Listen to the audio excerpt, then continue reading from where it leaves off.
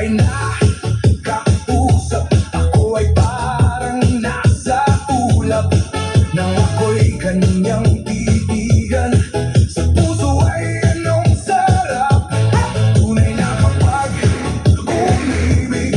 Lagi kang mananaginip, pagkasama mo siya ay ligaya na walang pader.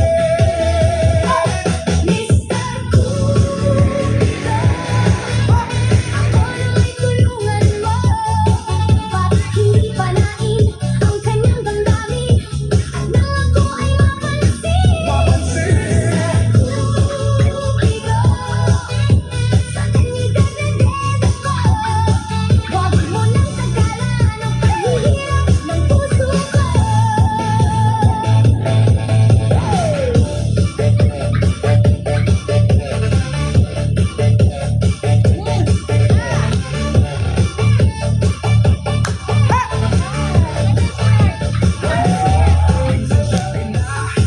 Kausap, ako ay parang nasa ulap nang ako'y kanyang